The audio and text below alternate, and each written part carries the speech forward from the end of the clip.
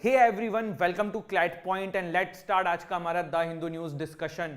एक बहुत ही शानदार आर्टिकल आज हम डिस्कस करेंगे जो आपके current affair as well as knowledge के पर्सपेक्टिव से बहुत इंपॉर्टेंट है। द हिंदू का आज का फ्रंट पेज है, वहां पे आप इस आर्टिकल को एज इट इज देख रहे हैं जिसमें लिखा हुआ है Supreme Court issues notice to Gujarat centre in Bilkis Bano case.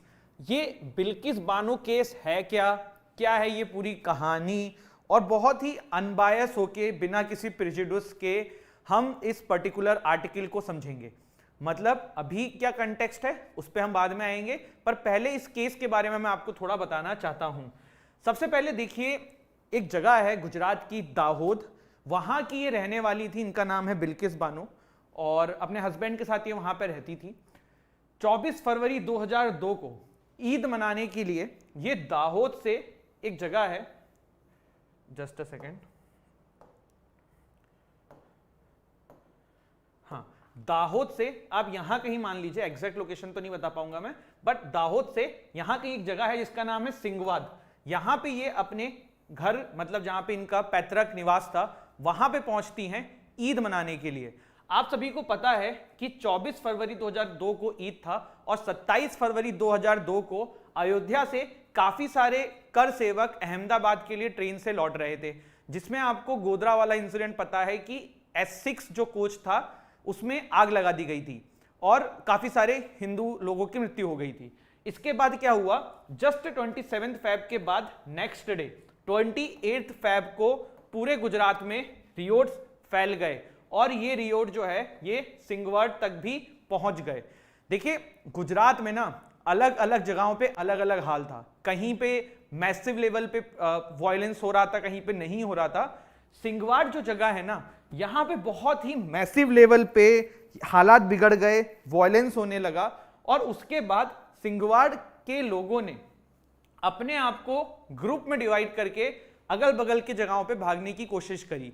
इसी तरीके से बिल्किस बानो ने भी अपने परिवार को 3 भागों में बांट के अलग अलग ग्रुप्स में भागने की कोशिश करी, जिसमें बिल्किस बानो के साथ उनकी मदर, उनकी 3.5 साल की बेटी और वो और कुछ और लोग भी थे।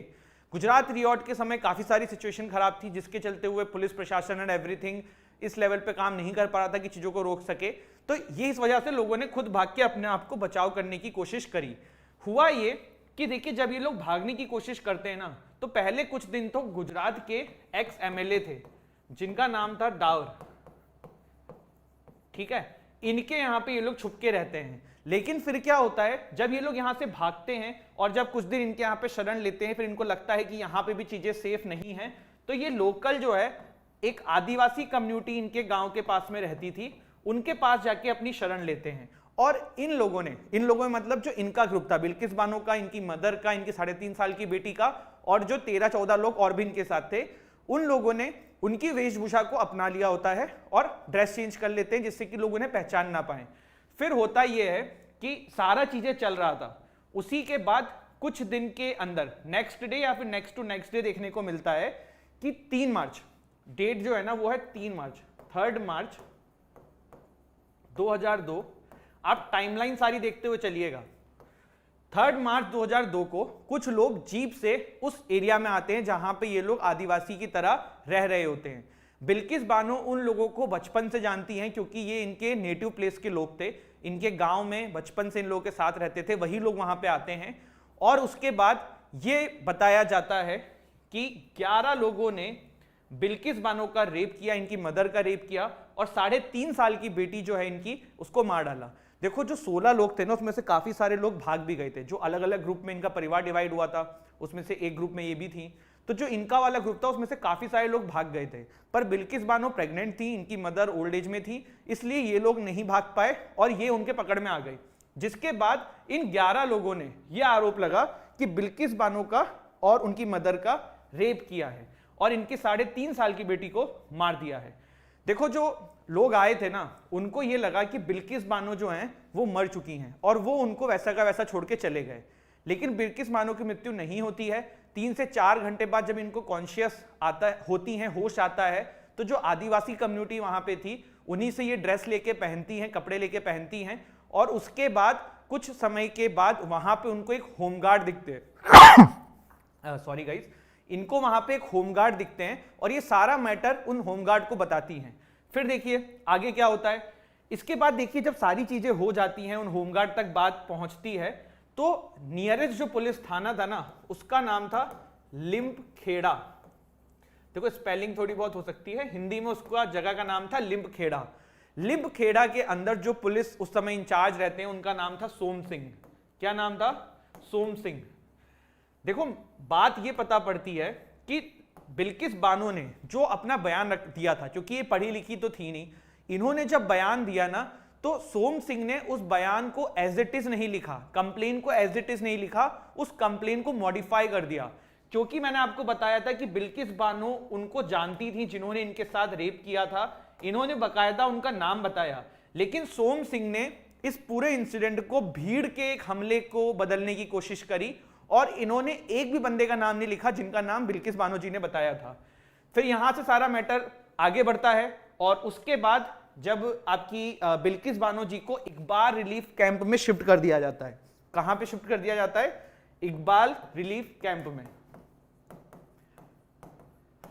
देखो आप ना इस कहानी को सुन के ना बहुत सारे लोगों को आज लगेगा कि क्या है सिस्टम, क्या हो रहा है, और मैं हमेशा एक बात कहता हूं, कभी भी किसी एक पक्ष को सपोर्ट मत किया करो, कब आपका हमारा नंबर लग जाए पता नहीं पड़ेगा।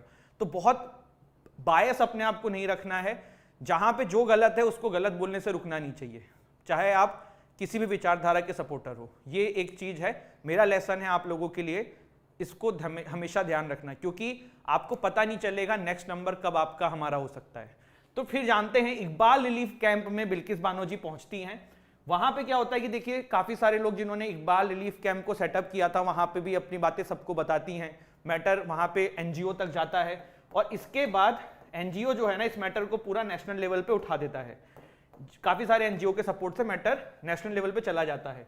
फिर इसके बाद देखिए कोर्ट केस में, गुजरात कोर्ट में केस फाइल होता है, तो बिल्किस बानो जी को काफी सारी धमकी आती है कि अपना केस वापस ले लो, जिसके चलते हुए बिल्किस बानो जी अपील करती हैं कोर्ट से कि मेरा केस जो है वो ट्रांसफर कर दो।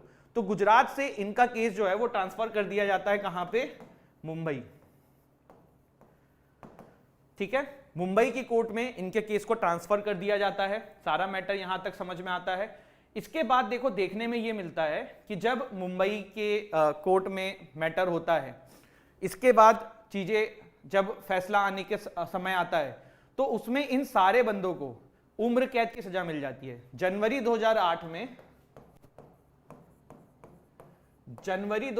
में इन सभी को, जो 11 लोग थे, इन 11 लोगों में मैं आपको बता दूं, पुलिस, जो सोम सिंह थे, डॉक्टर मिले हुए थे और जो लोग इसमें जिनका जिनका नाम आया था वो सभी लोग इसमें इन्वॉल्व थे, उन सभी को उम्र कैद की सजा मिल जाती है बाय बॉम्बे का जो ये कोर्ट था जनवरी 2008 के अंदर। High court and supreme court भी इस मामले को बिल्कुल एज इट इज आगे बढ़ा देता है, लेकिन इस मतलब वो भी सही ठहराता है इस बॉम्बे हाई कोर्ट के फैसले को। लेकिन इन सभी के बीच में ना एक कहानी है।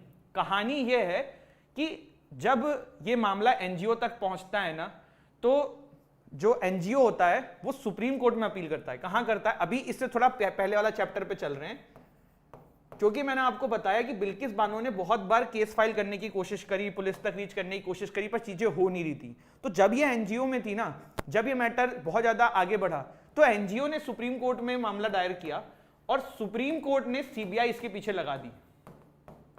और जब सीबीआई इसके पीछे लगाई ना, तब बहुत सारी चीजें सामने आई। जैसे कि सबसे पहले सीबीआई की रिपोर्ट में ये बात है, ये रिपोर्ट आपको मिल जाएगी, आप पढ़ सकते हो, मैं आपको समराइज फॉर्म में बता रहा हूं।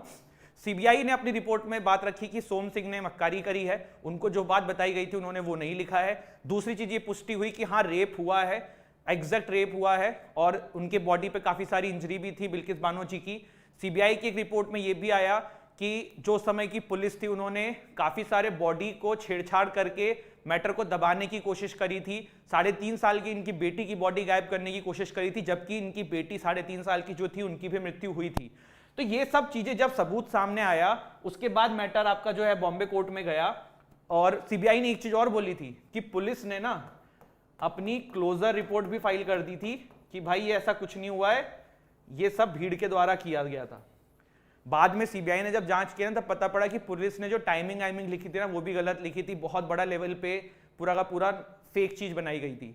तो यहां पे भी थोड़ा सा रुकते हैं, पहले हम इस सिस्टम को समझने की कोशिश करते हैं कि एक महिला जो इतना कुछ फेस कर रही थी उसके साथ कितने बड़ा मैसिव लेवल पे क्या क्या चीजें हो रही थी, और इसमें पूरा प्रशासन इन्वॉल्व था। प्रशासन मतलब उस समय जो वो पुलिस थे, सोम सिंह, जो डॉक्टर जिन्होंने इनकी मेडिकल रिपोर्ट बनाई, उन्होंने कुछ किया ही नहीं, उन्होंने रिपोर्ट में चीजें खारिज कर दी कि कोई रेप नहीं हुआ है, कुछ नहीं हुआ है, और पूरा मैटर को भीड़ का एक गुस्से की तरह बता दिया गया। अब यहां से फिर वापस पहले वाले मामले पे आ जाते हैं कि मामला जब इस सीबीआई ने पूरा इंटरफेयर किया, सुप्रीम कोर्ट ने इंटरफेयर किया, चीजें हुई, तो भाई साफ साफ चीजें ये हुई कि मामला जो है आपका मुंबई हाईकोर्ट ने स्पष्ट शब्दों में ये कह दिया, सॉरी मुंबई हाईकोर्ट कह रहा हूं, मुंबई की जो कोर्ट था जहां पे केस फाइल था, कि भाई ये सभी लोग दोषी हैं और इन 11 लोगों को उम्र कैद की सजा मिलेगी। इसके अगेंस्ट में इन्होंने हाईकोर्ट में अपील किया, वहां भी हाईकोर्ट ने कहा इनको उम्र कैद की सजा मिलेगी। फिर मैटर सुप्रीम कोर्ट में गया, सुप्रीम कोर्ट ने भी कहा कि इनको उम्र कैद की सजा मिलेगी। अब आप ये समझ लो कि देश की 3 कोर्टें, 3 लेवल की कोर्टें क्या गलत बात बोलेगी, मतलब बिल्किस बानो जी के साथ गलत हुआ था, उसको छुपाने की कोशिश करी गई थी। अब ये मामला न्यूज में क्यों आया था बाद में, उसको भी देख लेते हैं, ठीक है। एक सेकेंड यार, ठीक है। अब ये मामला न्यूज में क्यों आया था ये देख लेते हैं, ठीक है। ये मामला न्यूज में इसलिए आया क्योंकि 15 अगस्त 2022 को, कब, 15 अगस्त 2022 को इन 11 कन्विक्ट्स को बरी कर दिया गया, जबकि इनको क्या मिला था, उम्र कैद की सजा मिली थी। तो पहले तो किस लॉ के तहत ये चीज होती है, पहले ये समझने की कोशिश करते हैं। तो हमारा जो कॉन्स्टिट्यूशन है उसका article 72 and I am not wrong article 161, ठीक है, हाँ यही है। ये दोनों आर्टिकल जो है ना, ये प्रेसिडेंट और गवर्नर को पावर देता है कि वो जरूरत पड़ने पे किसी को फैसला, किसी की सजा को कम कर सकते हैं, उसको रिहा कर सकते हैं। लेकिन यहां पे इन आर्टिकल का यूज नहीं हुआ था। यहां पे किन आर्टिकल का यूज हुआ था, देखो सीआरपीसी का सेक्शन 432 है, क्या है सीआरपीसी का सेक्शन, आपको दिख नहीं रहा होगा आई थिंक कलर की वजह से, सेक्शन 432 ऑफ कहां का, सीआरपीसी का। तो सेक्शन 432 ऑफ सीआरपीसी ये पावर देता है स्टेट गवर्नमेंट को कि वो नीड पड़ने के ऊपर लोगों की सजा को कम कर सकते हैं। आप बहुत बार देखते हैं कि जब किसी पर्टिकुलर स्टेट का स्टेट डे होता है या किसी बड़े लीडर का बर्थडे होता है, कुछ होता है, तो काफी सारे कैदियों को रिहा किया जाता है। तो ये आपको समझना होगा कि यहां पे क्या हुआ था, ठीक है। इतनी चीजें क्लियर हुई। अब सेक्शन 432 सीआरपीसी ये पावर तो देता है, लेकिन गुजरात गवर्नमेंट ने कौन से लॉ का यहां पे यूज किया था, तो there is a law by the name of Gujarat माफी लॉ, ठीक है, इसको हिंदी में बोलते हैं गुजरात माफी कानून। तो ये जो कानून था इसका यूज करके गुजरात सरकार ने इन 11 लोगों को रिहा किया था। देखो क्वेश्चन ये उठा कि गुजरात सरकार के पास तो बहुत सारे लोगों की लिस्ट होगी जिनको कि जो लोग बड़े बड़े मामलों में सजाए काट रहे होंगे, तो सिर्फ इन 11 लोगों को ही क्यों रिहा किया गया, ठीक है। दूसरा क्वेश्चन ये कि देखो गुजरात माफी जो लॉ था ना, ये एक बार अमेंड हुआ था। एक्चुअली ये जो कानून है आपका, ये 1992 का है। कब का है, 1992 का, जिसको 2004 में अमेंड भी किया गया था। तो 2004 में क्या किया गया था कि भाई किसी ने 2 साल से ज्यादा की अगर कोई ऐसा क्राइम किया जिसमें 2 साल से ज्यादा की सजा है, तो इस कानून का 2 साल नहीं, किसी ने 2 या 2 से ज्यादा लोगों को मारा है तो उसको जो है इस कानून के तहत बरी नहीं किया जा सकता। प्लस कोई रेपिस्ट है तो उसको भी नहीं किया जा सकता। अब आप कहोगे कि गुजरात सरकार से पूछा गया कि भाई आपने फिर इस कानून के तहत इनको कैसे बरी कर दिया, जबकि ये कानून तो इस चीज को अलाउ ही नहीं करता है। यहां पे देखो ये चीज करेक्ट कर लेना, 2014 में अमेंडमेंट हुआ था, नॉट 2004। मैं एक बार फिर से लिख देता हूं, ये जो आपका अमेंडमेंट हुआ था गुजरात माफी लॉ का, जो कि 1992 का लॉ है, उसको 2014 में अमेंड किया गया था, जिसमें काफी सारी चीजें स्ट्रिक्ट कर दी थी कि 2 से ज्यादा मर्डर किसी ने किया या कोई रेपिस्ट है तो उसको इस कानून के तहत माफी नहीं मिल सकती है। अब गुजरात सरकार से यही क्वेश्चन पूछा गया कि भाई आपने कैसे माफी दे दी, अगर इस कानून के तहत माफी नहीं दी जा सकती तो आपने माफी कैसे दे दी।